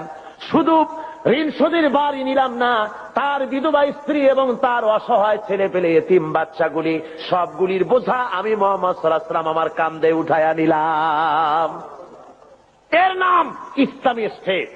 রাষ্ট্রপ্রধান গোটা দেশের সবকিছুর জন্য তাকে দায়ী হতে হয় এবং জনগণের খেদমত করার জন্য প্রস্তুতি নিতে হয়। আর এ পথ একমাত্র দিতে পারে ইসলাম, আর কেউ দিতে পারে না। সেই জন্য ইসলাম এই যাকাতের ভিত্তিতে, যাকাত ব্যবস্থার মাধ্যমে জনগণকে ইসলামের পথ দেখিয়েছে, তাদেরকে অভাব অভিযোগ দূর করেছে, খাওয়া পড়া শিক্ষা চিকিৎসা বাসস্থানের গ্যারান্টি দিয়েছে। এই ব্যবস্থা আর কেউ দিতে পারে না। আল্লাহ রাব্বুল আলামিন কোরআনে কারীমের মধ্যে বলেন, কায়লা ইয়াকুনা দুলাতাম বাইনাল আগনিয়াই মিনকুম, তোমাদের কিছু সংখ্যক ধনীদের হাতে যেন সম্পদ পুঞ্জীভূত হয়ে না থাকে, গুটি কয়েক ধনীদের কাছে যেন সম্পদ পুঞ্জীভূত হয়ে না থাকে, বরং তা স্প্রেড করে গোটা সমাজের মধ্যে যেন যাকাত সৎকার আকারে তা যেন ছড়িয়ে যায়। আল্লাহ রাব্বুল আলামিন বলেন, কিয়ামতের দিন জাহান্নামীদেরকে প্রশ্ন করা হবে, ইয়াতাসাআলুনা আনিল মুজরিমিন মা সালাকাকুম ফি সাকার। জাহান্নামীদেরকে জিজ্ঞাসা করা হবে, কেন তোমরা আজকে জাহান্নামে এলে? ওরা জবাবে বলবে, ক্বালু লাম নাকু মিনাল মুসাল্লিনা ওয়া লাম নাকু নুতঈমুল মিসকিন। ওরা বলবে, আমরা নামাজ আদায় করতাম না, আর আমরা ফকির মিসকিনদেরকে খেতে দিতাম না, এই কারণে জাহান্নামে এসেছি। এই আয়াত দ্বারা প্রমাণ হলো জাহান্নামে মানুষ যত কারণে যাবে তার মধ্যে দুইটা কারণ হলো বড়। কয়টা কারণ বড়? দুইটি কারণ বড়। একটি হলো নামাজ আদায় না করা, 2 নম্বর হলো এতিম মিসকিন গরিবদেরকে খেতে না দেওয়া। যদি এভাবে করা হয়, এ কারণে আল্লাহ তাদের জাহান্নামে দিবেন। আল্লাহ রাব্বুল আলামিন বলেন, আরাআইতাল্লাযী ইউকাযযিবু বিদ্দীন। পড়েন সবাই, আরাআইতাল্লাযী ইউকাযযিবু বিদ্দীন ফাযালিকাল্লাযী ইয়াদুউল ইয়াতীম ওয়া লা ইয়াহুদ্দু আলা তুআমিল মিসকিন ফাওয়াইলুল লিল মুসাল্লিন আল্লাযীনা হুম আন সালাতিহিম সাহুন আল্লাযীনা হুম ইউরাউনা ওয়া ইয়ামনাউনাল মাউন।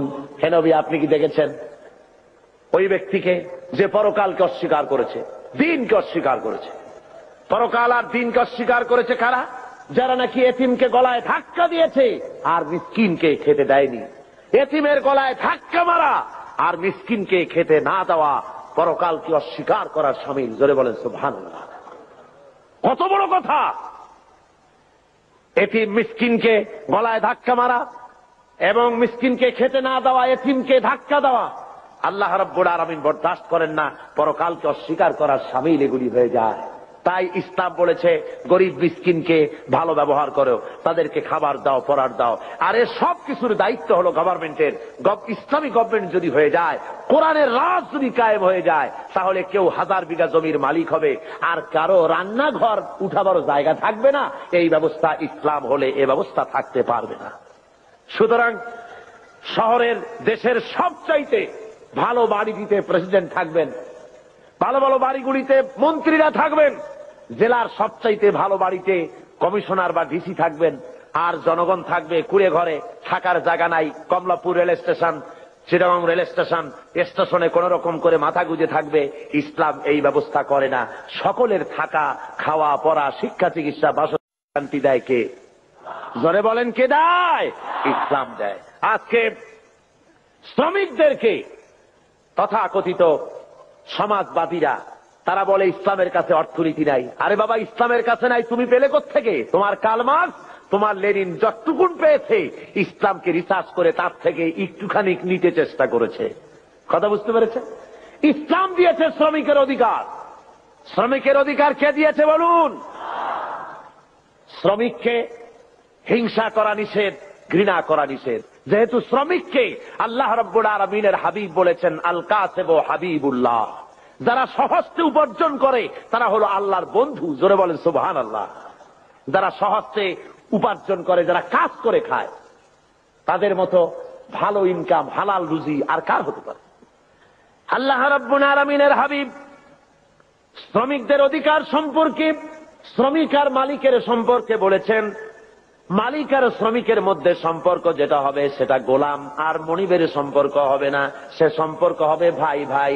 মনিব মালিক শ্রমিকের, মিলের মালিক এবং শ্রমিক দুজনের মধ্যে সম্পর্ক হবে ভাই ভাইয়ের সম্পর্ক। হুজুর বলেছেন, তোমরা যেমন খাবে তাদেরকে তেমন খাওয়াবে, তোমরা যেমন পড়বে তাদেরকে তেমন পড়াবে, তোমরা যেমন থাকবে শ্রমিকদেরকে তেমন থাকার ব্যবস্থা করে দাও।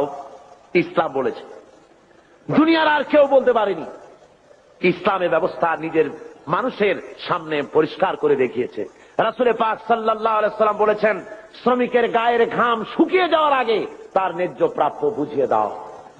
কোন পারিশ্রমিক ঠিক না করে কোন শ্রমিককে কাজে লাগিও না, পারিশ্রমিক আগে ঠিক করে নাও। সুতরাং শ্রমিকদের মধ্যে, মনিবের মধ্যে কোন ক্লাসে স্ট্রাগল হতে পারে না, মালিকের মধ্যে কোন ক্লাসে স্ট্রাগল হতে পারে না, যদি খাওয়া পড়ার এই ব্যবধান যদি না থাকে, সব যদি সমান করে দেওয়া হয়। এই ব্যবস্থা ইসলাম করেছিল। আজকে ইসলামী স্টেট না থাকার কারণে আমার দেশের মধ্যে, আমার দেশের ছেলেপেলেরা ইসলামকে না বুঝে তারা ভিন্ন পথে পরিচালিত হচ্ছে। তারা মনে করতেছে যে সমাজতন্ত্রের মাধ্যমে বুঝি শান্তি আসবে। আমার দেশের কলেজের ছেলেরা, ইউনিভার্সিটির ছাত্ররা তারা মনে করে যে শান্তি আসবে সমাজতন্ত্রের পথে। কোন পথে? এটা আসলে সমাজতন্ত্র না, এটা আসলে হলো 6 মাস তন্ত্র। কি তন্ত্র বলুন? 6 মাস তন্ত্র। ওরা বলে কমিউনিজম, আসলে কমিউনিজম নয়, এটার নাম আসলে হলো কমিউনাইজম। আসলে এটার নাম কি? অর্থাৎ এর চাইতে পচা মতবাদ, এর চাইতে মানবতা বিধ্বংসী মতবাদ আল্লাহর জমিনে আর একটাও হতে পারে না। পৃথিবীতে মানবতা বিধ্বংসী মতবাদ 2টা। জোরে বলেন কয়টা?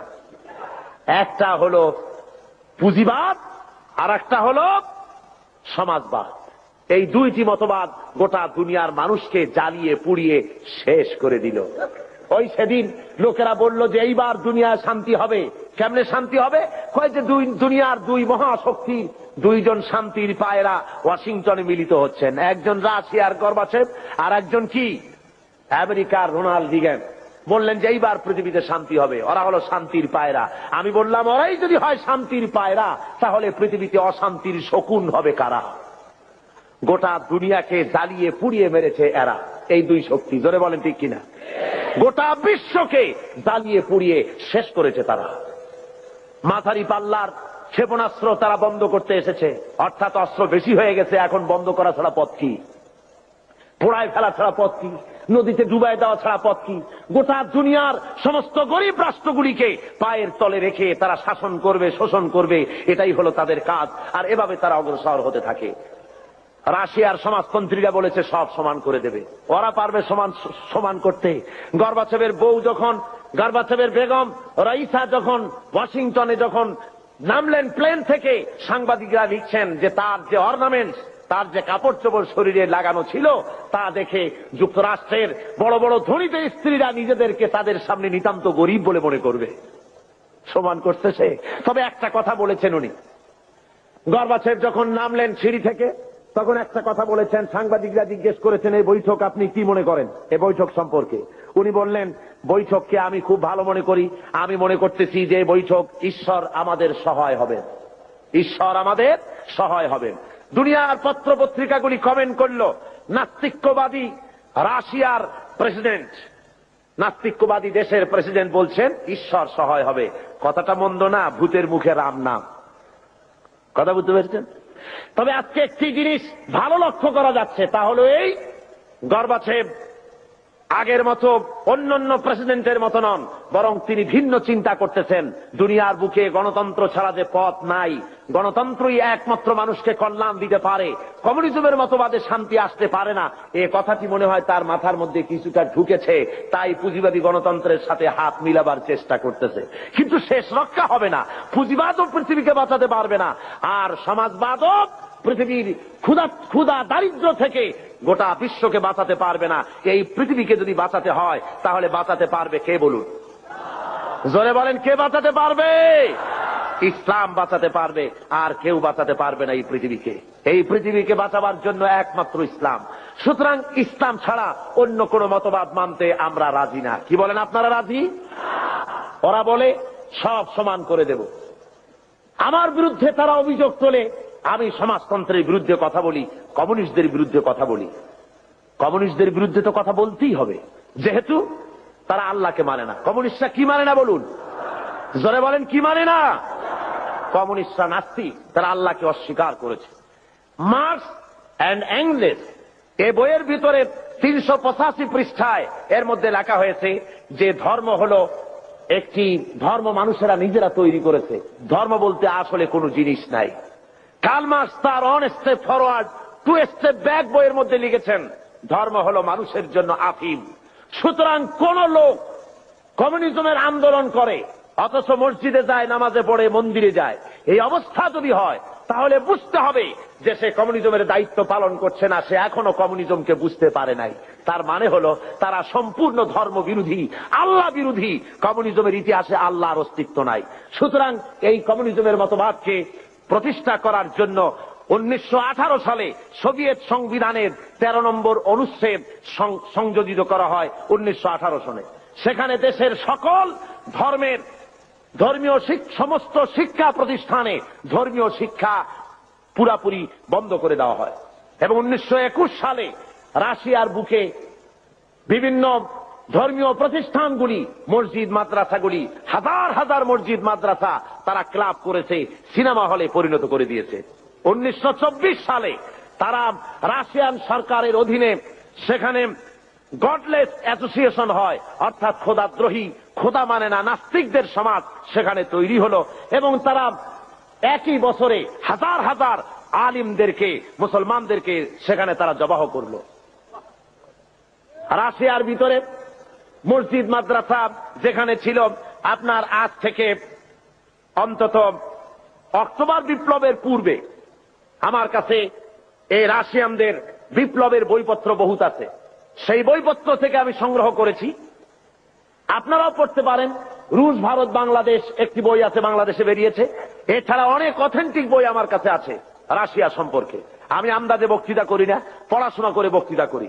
পুঁজিবাদী দেশ চোখে দেখেছি, সমাজতান্ত্রিক দেশও চোখে দেখেছি, চোখে দেখে তারপরে বক্তব্য রাখি। অক্টোবর বিপ্লবের পূর্বে সোভিয়েত রাশিয়ায় মসজিদের সংখ্যা ছিল 26,279টি, আর 1959 সনে এসে এই মসজিদ দাঁড়িয়েছে 1200-তে। এরপরে এই মসজিদের সংখ্যা আরো কমে গেছে, অর্থাৎ মসজিদগুলি ক্লাব বানানো হয়েছে, নাট্যশালা বানানো হয়েছে, আর যুব কমিউনিস্টদের তাস, তাসা, জুয়া খেলার অফিসে পরিণত করা হয়েছে। জোরে কন্যা উজুবিল্লাহ। রাশিয়ার ভিতরে মুসলমানদের জোহরের নামাজ পড়া নিষেধ, আসরের নামাজ পড়া নিষেধ। নামাজ পড়লে পরে তাহলে উৎপাদন কমে যাবে, সেই জন্য নামাজ পড়তে দেওয়া হয় না। খাতনা করা নিষেধ। হজ তো করতেই পারে না, হজ করার কোন সুযোগ তাদের কাছে নাই, যেহেতু ব্যক্তি মালিকানা নাই, হজ করবে কেমনে? যাকাত দেওয়ার তো প্রশ্নই ওঠে না। এই অবস্থা হলো সেই সমাজে। মানুষেরা সবচাইতে বেশি দুঃখে কষ্টে সেখানে আছে। বিশ্বকবি, কবি সম্রাট আল্লামা ইকবাল রহমাতুল্লাহ আলাইহে তিনি ওই রাশিয়া সফর করে তিনি বলেছিলেন দুঃখ করে, আয়ে তয়রে লাহুতি উস রিজক সে মৌত আচ্ছি, জিস রিজক সে আতি হো পরওয়াজ মে কোতাহি। যে রিজক তোর হরিল আজাদি, নীল আকাশের আলো, তাহার চাইতে স্বাধীন মরণ হাজার গুণে ভালো। যে রুজি খেতে গিয়া হে উড্ডয়নশীল পাখি, যে রিজেক খেতে গিয়ে তোমার স্বাধীনভাবে ওড়া বন্ধ হয়ে গেছে, ওড়ার স্বাধীনতা বন্ধ হয়ে গেল, তার চাইতে তোমার স্বাধীনভাবে না খেয়ে মরে যাওয়া অনেক ভালো ছিল। রাশিয়ার বুকে লোকেরা কথা বলার অধিকার পায় না। পত্রিকা গভর্নমেন্টের, টেলিভিশন গভর্নমেন্টের, সে দেশে তাদের রেডিও গভর্নমেন্টের, প্রচার মিডিয়া সব গভর্নমেন্টের হাতে, জনগণের কাছে কিছু নাই। এই এলাকায় যদি 10,000 লোক খতম করে দেওয়া করে, পাশের 1 মাইল দূরে লোকেদের জানার কোনো উপায় নাই। প্রত্যেকটা মানুষের পেছনে গোয়েন্দা লাগানো রয়েছে। নিজের বাক স্বাধীনতা নাই, গণতন্ত্র নাই। বলেন রাশিয়া গণতন্ত্র আছে? জোরে বলেন আছে? কোরিয়ায় গণতন্ত্র, আপনার যেসব জায়গায় সমাজতন্ত্র প্রতিষ্ঠা হয়েছে সেসব জায়গায় কি গণতন্ত্র আছে? নাই। আমাদের দেশে এই গণতন্ত্রের বুলি নিয়ে কমিউনিস্টরা ময়দানে নেমেছে, গণতন্ত্রের শ্রদ্ধাবরণে তারা কাজ করতে চাচ্ছে। আসলে তারা হলো ইসলামের সবচাইতে বড় দুশ্মন। ইসলামের সবচাইতে বড় দুশ্মন কারা? জোরে বলেন, সবচাইতে বড় দুশ্মন কারা? তারা সুযোগ খুঁজতেছে, সুযোগ পেলেই তারা মুসলমানদের উপরে আক্রমণ করবে, আফগানিস্তানের মতো দশা ঘটিয়ে ছাড়বে। তারা মুসলমানদের ধোঁকা দেওয়ার জন্য। আপনারা বলেন, কোনদিন আপনারা শুনেছেন যে কমিউনিস্টরা হজ করেছে? কমিউনিস্টদের লিডাররা তো সব বড় বড় ধনী, কোটি কোটি টাকার মালিক কমিউনিস্টদের লিডারেরা। আপনারা শুনেছেন কোন কমিউনিস্ট লিডার জীবনে হজ করেছে? শুনেছেন? জোরে জবাব দিবেন, শুনেছেন? কোনদিন তাদের রোজা রাখতে দেখেছেন? কোনদিন যাকাত দিতে দেখেছেন? কোনদিন তাদেরকে কোন আলেম ওলামাদের কাছে এসে দোয়া চেতে দেখেছেন? অর্থাৎ তারা আল্লাহকে সম্পূর্ণ স্বীকার করেছে, এরা আল্লাহকে মানে না। শুধুমাত্র বাংলাদেশের যেহেতু 10 কোটি মুসলমান, কাজ করতে অসুবিধা হবে, তাই তাদের নেতা মরে গেলে পরে জানাজার অনুষ্ঠান করে মানুষকে ফাঁকি দেওয়ার জন্য। তাদের নেতা মারা গেল আর জানাজার জন্য বাইতুল মুকাররমের সমস্ত টুপি খরিদ হয়ে গেল। বাইতুল মুকাররমে আর টুপি ছিল না, সব টুপি তারা কিনল। কেনার পরে চলে গেল জানাজার নামাজ পড়ার জন্য। জানাজা পড়তে গেল, ওরাই গেল যাদের কাছে নামাজ নাই, রোজা নাই, আল্লাহ পরকালের চিন্তা নাই। হ্যাঁ, জানাজা পড়তে গেছে, পথে মধ্যে পেশাব আসলো, প্যান্টের বোতাম খুললো আর ব্রাশ ফায়ার মেরে দিল। প্যান্টে লাগে গেল, ধোয়া নাই, মশা নাই। ওই অবস্থায় জানাজায় দাঁড়ায় গেছে আল্লাহু আকবার। যেমন জাতের মুদ্দার তেমন জাতের মুক্তাদি দাঁড়ায় গেছে, যাতে কপালে হয়ে যাক মুদ্দারের। আর এমন জানাজা পড়াবার জন্য ইমামের অভাব হয় না আমার দেশে। কমিউনিস্টদের জানাজা পড়া হারাম, কমিউনিস্টরা কাফের। দুনিয়ার আজকে স্পষ্টভাবে আমি বলছি, শুনে রাখো, চট্টগ্রামের 20 চট্টলার মুসলমানেরা, দুনিয়ার সমস্ত আলেম, মুফাসসির, মুহাদ্দিস একমত, কমিউনিস্টরা কাফের। যারা বলেন কমিউনিস্টরা কি? কমিউনিস্টদের সাথে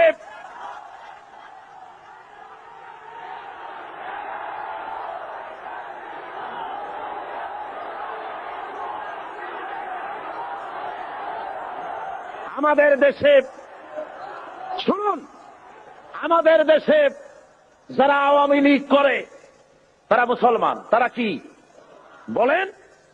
আওয়ামী লীগের ভিতরে বহু লোক আমি দেখেছি হজ করে, নামাজ পড়েছে, তাহাজ্জুদের নামাজও পড়ে, তারা আল্লাহ বিশ্বাস করে, ঠিক কিনা করে? মুসলিম লীগ করে, বিএনপি করে, অন্যান্য যত রকমের আছে, এরা মুসলমান, কোন সন্দেহ নাই। এরা কি?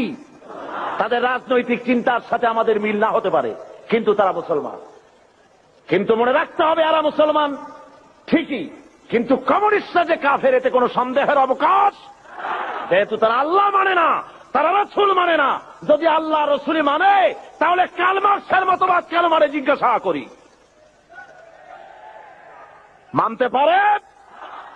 সুতরাং আজ মুসলমানদেরকে ঐক্যবদ্ধ হতে হবে। ওরা চায় বাংলাদেশকে আর একটা আফগান বানাতে। কি বানাতে চায়? আফগানিস্তানে যুদ্ধ চলতেছে বিগত 9 বছর। কত বছর? 9 বছর রাশিয়ার কাফেরেরা যুদ্ধ চালাচ্ছে আফগানের বুকে। আফগানের মুসলমানেরাও কম না, আলহামদুলিল্লাহ পড়েন। আফগান মুজাহিদিনরা এ পর্যন্ত প্রায় 70 থেকে 80 হাজার রাশিয়ার কাফের সৈন্যদেরকে জাহান্নামের টিকিট করে পাঠিয়ে দিয়েছে, আলহামদুলিল্লাহ পড়েন। আল্লাহ রাব্বুল আলামিন মুসলমানদেরকে মদত করে থাকেন যারা আল্লাহর কাছে মদত চায়। সুতরাং ওরা চায় দেশকে আফগান বানাতে। আমি বলি মুসলমানদেরকে, মুসলমানেরা, আফগানের মুসলমানেরা পালাবার জায়গা পেয়েছে। 50 লক্ষ আফগানি মুসলমানেরা আজ পাকিস্তানে আশ্রয় নিয়েছে। 7 লক্ষ আফগানি তারা জায়গা পেয়েছে ইরানে। কিন্তু বাংলাদেশে যদি তোমার উপরে রাশিয়ান কাফেরেরা, কমিউনিস্ট কাফেরেরা যদি মুসলমানদের উপরে বাংলাদেশে আফগান স্টাইলে বিপ্লব শুরু করে দেয়, তোমার পালাবার কোনো জায়গা আছে নাকি বলো? জোরে বলেন, পালাবার জায়গা আছে? একটা জায়গা আছে। কোথায়? বঙ্গোপসাগর। আত্মহত্যা করতে হবে। সুতরাং আমার দেশের আজাদী, আমার দেশের স্বাধীনতা রক্ষা করার দায়িত্ব এদেশের মুসলমানদের। কাদের দায়িত্ব? ওরা মুক্তিযোদ্ধাদের ব্যবহার করতে চায়। মুক্তিযোদ্ধারা এদেশের মর্যাদার পাত্র। যেরকম আলহামদুলিল্লাহ, দেশকে তারা স্বাধীন করেছেন। এর মধ্য থেকে কয়েকটা ভাগ হয়েছে। একটা ভাগ সরকারের সাথে চলে গেছে, একটা ভাগ বিভিন্ন রাজনৈতিক দলে চলে গিয়েছে, একটা ভাগ কমিউনিস্টদের দলে একটা ভাগ চলে গিয়েছে। তারাও তার নাম দিয়েছে মুক্তিযুদ্ধ চেতনা বিকাশ কেন্দ্র। আর যখন ইসলামের আওয়াজ আসে তখন তারা বলে মুক্তিযুদ্ধের চেতনা বহির্ভূত কাজ হচ্ছে। বলে না? জোরে বলেন, বলে না? ইসলাম মুক্তিযুদ্ধের চেতনা বহির্ভূত নয়, বরং স্বাধীনতা সংগ্রামের সময় যদি একথা লোকের জানা থাকত যে দেশে সমাজতন্ত্র প্রতিষ্ঠার আন্দোলন চলবে, স্বাধীনতা আন্দোলনে মুসলমানের অংশগ্রহণ করত না। ধরে বলেন ঠিক কিনা? এদেশের লোকেরা পশ্চিমা শক্তির বিরুদ্ধে লড়াই করেছে, জালিমদের বিরুদ্ধে লড়াই করেছে, সমাজতন্ত্র প্রতিষ্ঠার জন্য লড়াই করে নাই।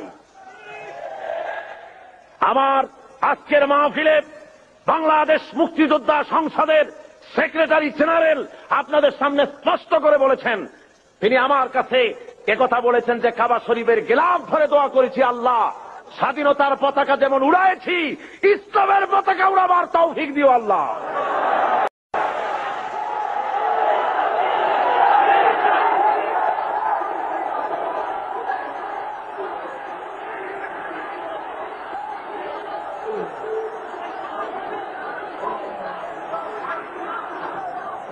সুতরাং ভাইয়ের আমার,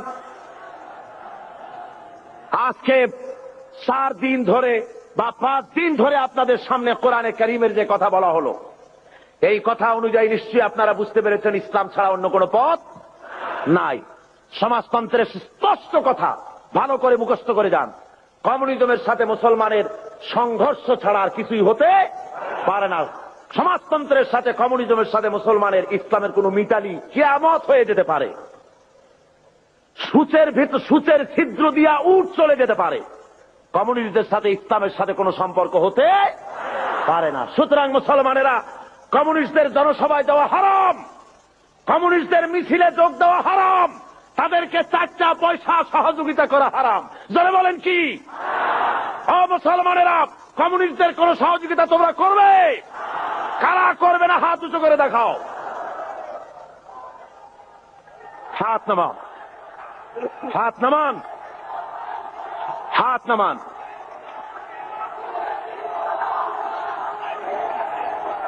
ভাইরা আমার, থামুন, থামুন।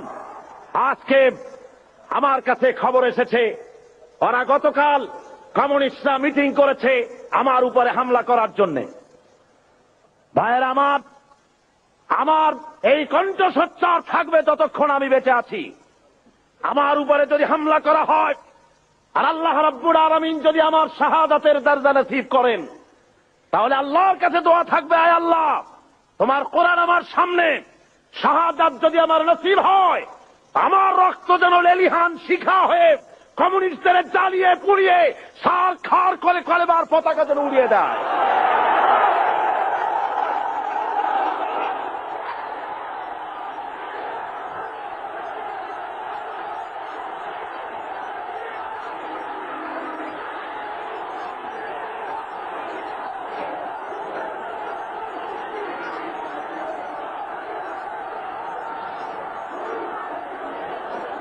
ভাইরা আমার, আল্লাহ রাব্বুল আলামিন সাফ করে বলেছেন জমিন হলো আল্লাহর, এই জমিনে আপনারা কোরআনের রাজ কায়েম করার জন্য প্রস্তুত আছেন?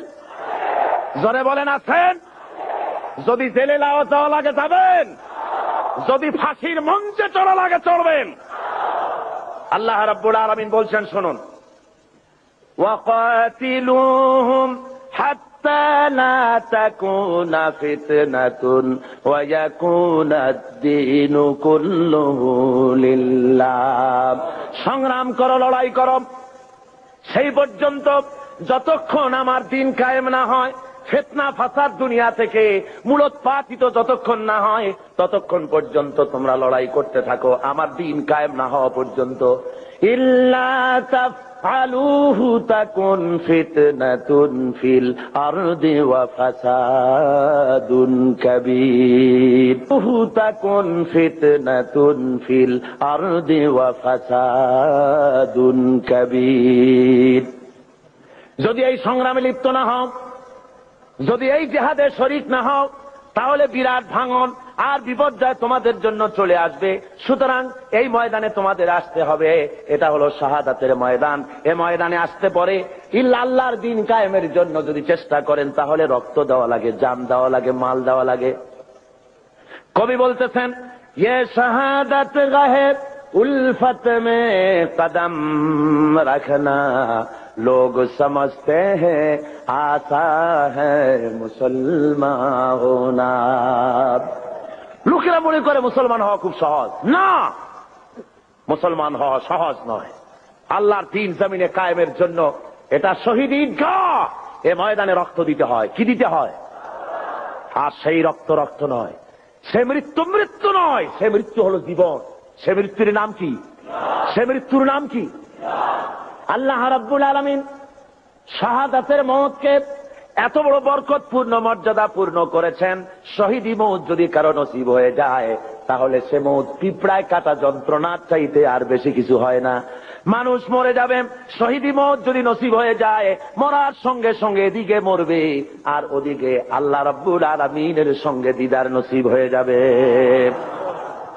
এই ময়দানে কাজ করতে আসবেন, অস্ত্রপাতির প্রয়োজন নাই, জনসংখ্যা বেশি দেখার দরকার নাই। আল্লাহ বলেছেন ঈমান যদি মজবুত হয় তাহলে তোমার যা দরকার আমি দিয়া দিব। ইন তানসুরুল্লাহ ইয়ানসুরকুম, তুমি যদি আল্লাহর মদদ করো আল্লাহ তোমাকে সাহায্য করবেন। তার মানে হলো তোমরা যদি ইসলামের সাহায্য করো আল্লাহ তোমাকে সাহায্য করবেন। জোরে বলেন সুবহানাল্লাহ। আল্লাহর সাহায্য করো, ইসলামের সাহায্য করো, তোমাকে আল্লাহ সাহায্য করবেন। তাওহীদ কি আমানত सीनों में है हमारे। আল্লামা ইকবাল বলেন তাওহীদ কি আমানত सीनों में है हमारे मुमकिन नहीं मिटाना नाम निशान हमारा। একাত্মবাদের আমানত আছে সিনার মধ্যে। আমরা ভয় পাই না কাউকে, যেহেতু আমরা কাপুরুষ নই, আমরা মর্দে মোমেন। আমরা কারা বলুন? ভয় পাই না। সুতরাং আমাদের অস্তিত্ব মাটি থেকে মিটিয়ে দেওয়ার ক্ষমতা কারো নাই। হযরতে সাদ বিন আবি ওয়াক্কাস রাদিয়াল্লাহু তাআলা আনহু পারস্যের বহরাস নগর অবরোধ করে নদী পাড়ি দিয়ে চলে যাবেন, নদীর উপরে আফ্রিকার ভূখণ্ডে চলে যাবেন ইসলাম প্রচার করার জন্য। 60,000 মুসলমান সাহাবীর সাথে। হযরতে সাদ বলছেন, হে মুসলমানেরা, দরিয়া পার হওয়ার কোন ব্যবস্থা নাই, তো এখন তোমরা কি ইসলাম এই পর্যন্ত রাখবা না আফ্রিকাও নিয়ে যাবা?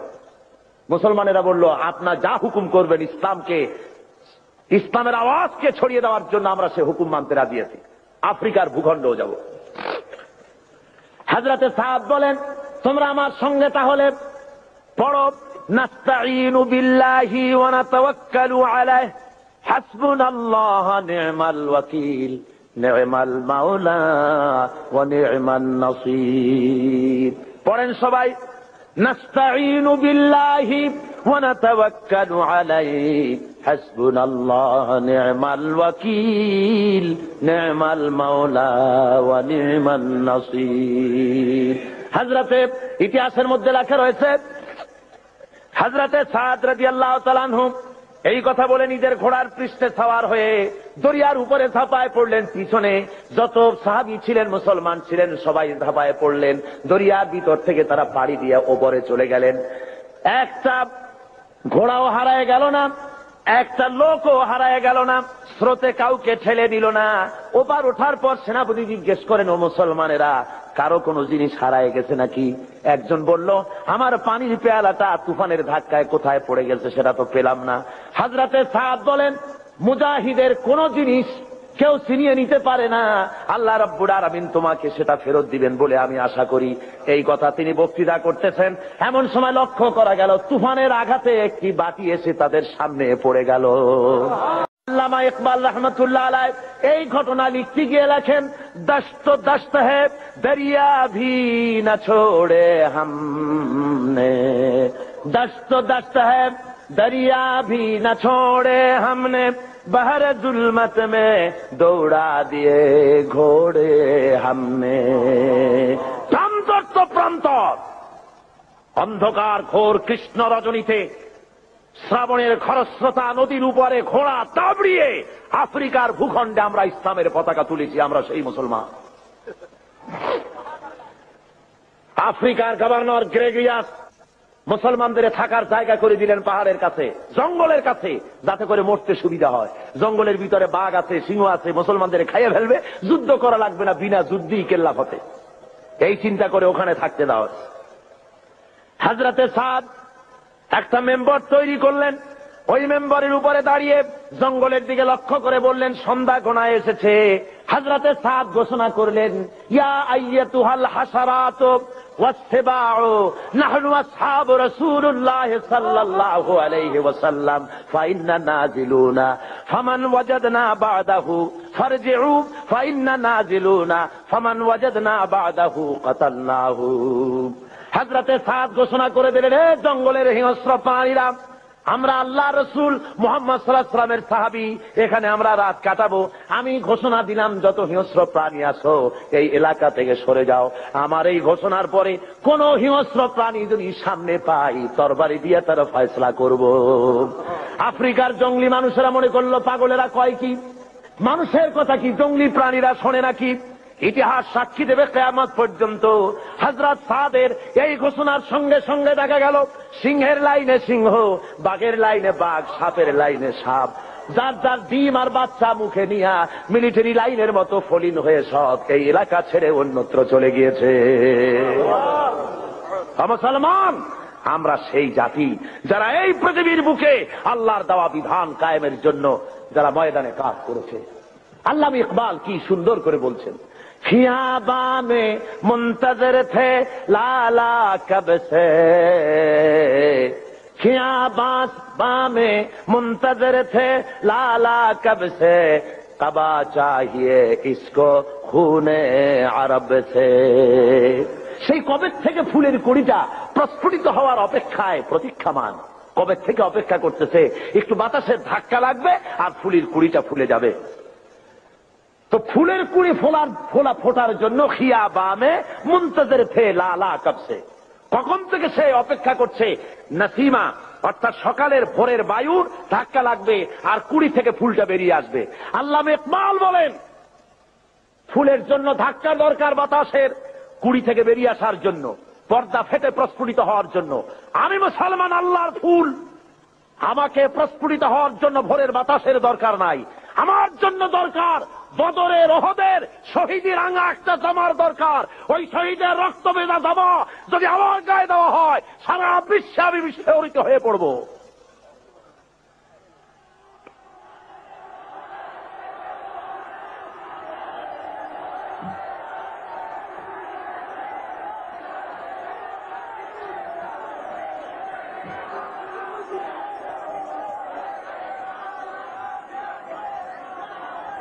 ভাইরা আমার, এই জন্য আজকে মুসলমানদের সামনে ইতিহাস পড়ে আছে।